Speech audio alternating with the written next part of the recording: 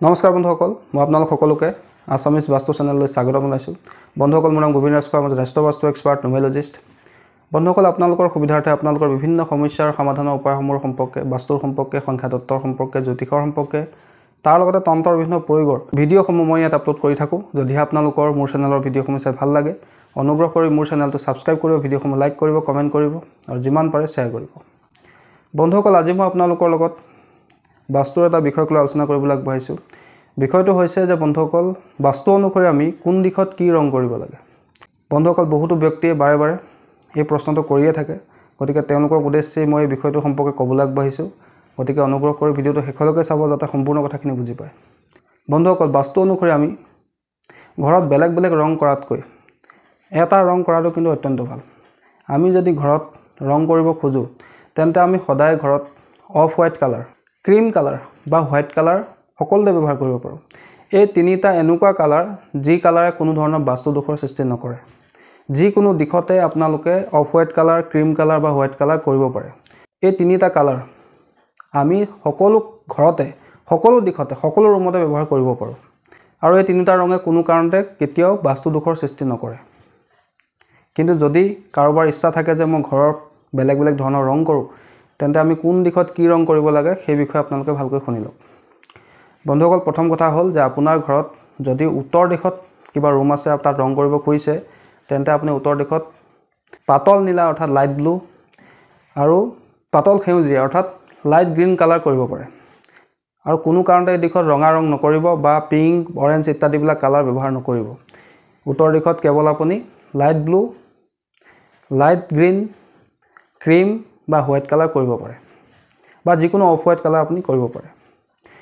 বন্ধুসকল তাৰপিছৰ দিশটো হৈছে উত্তৰ পূব দিশটো।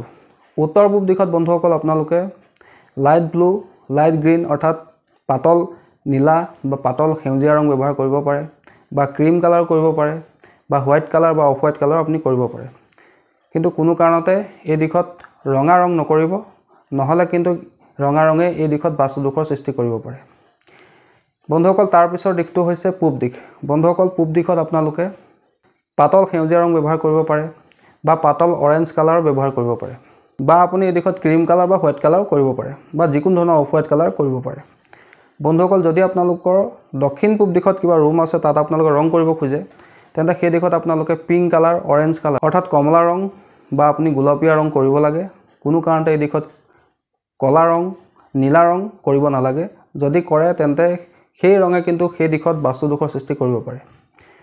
বন্ধুসকল দক্ষিণ দিশত যদি আপোনাৰ কিবা ৰুম আছে, তাত আপুনি ৰং কৰিব খুজিছে, তেন্তে আপোনালোকে সেই দিশত ৰেড ফেমিলি যিকোনো কালাৰ কৰিব পাৰে, মেৰুন কালাৰ কৰিব পাৰে, অৰেঞ্জ কালাৰ কৰিব পাৰে, পিংক কালাৰ কৰিব পাৰে, ক্ৰীম কালাৰো কৰিব পাৰে বা যিকোনো ধৰণৰ অফ হোৱাইট কালাৰো কৰিব পাৰে। কিন্তু কোনো কাৰণতে সেই দিশত নীলা ৰং ব্যৱহাৰ নকৰিব, নহ'লে কিন্তু সেই নীলা ৰঙে দক্ষিণ দিশত বাস্তু দোষৰ সৃষ্টি কৰিব পাৰে। বন্ধুসকল তাৰপিছৰ দিশটো হৈছে দক্ষিণ পশ্চিম দিশ। বন্ধুসকল দক্ষিণ পশ্চিম দিশত আপোনালোকে পাতল হালধীয়া ৰং অৰ্থাৎ লাইট য়েল্লো ব্যৱহাৰ কৰিব পাৰে, ক্ৰীম কালাৰ ব্যৱহাৰ কৰিব পাৰে, হোৱাইট কালাৰ ব্যৱহাৰ কৰিব পাৰে বা যিকোনো অফ হোৱাইট কালাৰ ব্যৱহাৰ কৰিব পাৰে। এই দিশত কোনো কাৰণতে আপোনালোকে ব্লু কালাৰ অৰ্থাৎ নীলা ৰং ব্যৱহাৰ নকৰিব বা স্কাই ব্লু কালাৰ আপোনালোকে নকৰিব, নহ'লে এই ৰঙে সেই দিশত কিন্তু বাস্তু দোষৰ সৃষ্টি কৰিব পাৰে। বন্ধুসকল তাৰপিছৰ দিশটো হৈছে পশ্চিম দিশ। বন্ধুসকল পশ্চিম দিশত আমি off white colour, white colour, cream colour কৰিব লাগে। কোনো কাৰণতে এই দিশত আমি ৰঙা ৰং বা আমি তাত নীলা ৰং ব্যৱহাৰ কৰিব নালাগে, নহ'লে সেই দিশত ৰঙা ৰং বা নীলা ৰঙে বাস্তু দোষৰ সৃষ্টি কৰিব পাৰে। বন্ধুসকল তাৰপিছৰ দিশটো হৈছে উত্তৰ পশ্চিম দিশ অৰ্থাৎ বায়ুকোণ। এই দিশত আমি সদায় white colour, cream colour, off white colour ব্যৱহাৰ কৰিব লাগে। কোনো কাৰণতে এই দিশত আমি ৰঙা আৰু হালধীয়া ৰং ব্যৱহাৰ কৰিব নালাগে, নহ'লে সেই দিশত এই হালধীয়া আৰু ৰঙা ৰঙে বাস্তু দোষৰ সৃষ্টি কৰিব পাৰে। গতিকে বন্ধুসকল যদিহে আপোনালোকে নিজৰ ঘৰত এটা ৰং কৰিব খোজে, তেন্তে আপোনালোকে ক্ৰীম বা হোৱাইট বা যিকোনো অফ হোৱাইট কালাৰ ব্যৱহাৰ কৰিব পাৰে। ক্ৰীম, অফ হোৱাইট আৰু হোৱাইট কালাৰে কোনো ধৰণৰ বাস্তু দোষৰ সৃষ্টি নকৰে। যিকোনো দিশতে আপোনালোকে এই তিনিটা ৰং কৰিব পাৰে। কিন্তু যদি আপোনালোকে বেলেগ বেলেগ ৰং কৰিব খোজে, তেন্তে আপোনালোকে মই যিদৰে ক'লোঁ সেইদৰে আপোনালোকে কৰিব পাৰে। অৰ্থাৎ উত্তৰ দিশত লাইট ব্লু বা লাইট গ্ৰীণ, উত্তৰ পূব দিশত আপোনালোকে লাইট ব্লু, লাইট গ্ৰীণ বা ক্ৰীম কালাৰ ব্যৱহাৰ কৰিব পাৰে। পূব দিশত আপোনালোকে লাইট গ্ৰীণ বা অৰেঞ্জ কালাৰ ব্যৱহাৰ কৰিব পাৰে। দক্ষিণ পূব দিশত আপোনালোকে পিংক কালাৰ, অৰেঞ্জ কালাৰ কৰিব পাৰে।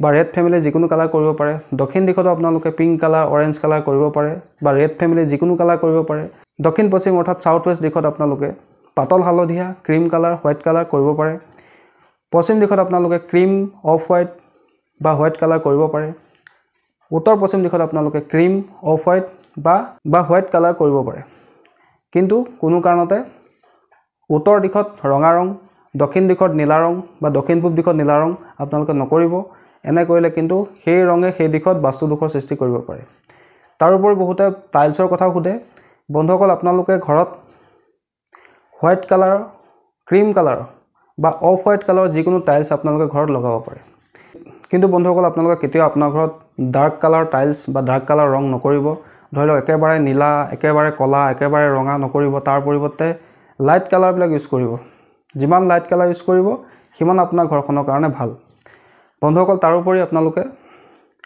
কেতিয়াও কিচেনত ব্লেক টাইলছ নলগাব তাৰ পৰিৱৰ্তে আপোনালোকে কিচেনত হোৱাইট কালাৰৰ টাইলছ লগাব পাৰে কিচেনত আপোনালোকে গ্ৰীণ কালাৰ টাইলছ লগাব পাৰে বা আপোনালোকে অফ হোৱাইট কালাৰ যিকোনো টাইলছ আপোনালোকে কিচেনত লগাব পাৰে কোনো কাৰণতে ঘৰত ডাৰ্ক কালাৰ টাইলছ ব্যৱহাৰ নকৰিব আৰু কিচেনত কলা টাইলছ নলগাব বন্ধুসকল আশা কৰিছোঁ আপোনালোকে গম পালে যে আমি যদি বাস্তু অনুসৰি ঘৰত ৰং কৰিব খোজো তেন্তে আমি কোন দিশত কি ৰং কৰিব লাগে আৰু কোন দিশত কোনটো ৰং কৰিব নালাগে বন্ধুসকল আশা কৰিছোঁ আজি আপোনালোকৰ ভিডিঅ'টো চাই ভাল লাগিলে আশা কৰিছোঁ আপোনালোকৰ বিষয়টো ভাল লাগিলে যদি ভাল লাগিলে অনুগ্ৰহ কৰি ভিডিঅ'টো লাইক কৰি দিব কমেণ্ট কৰিব আৰু মোৰ চেনেলটো ছাবস্ক্ৰাইব কৰিব ধন্যবাদ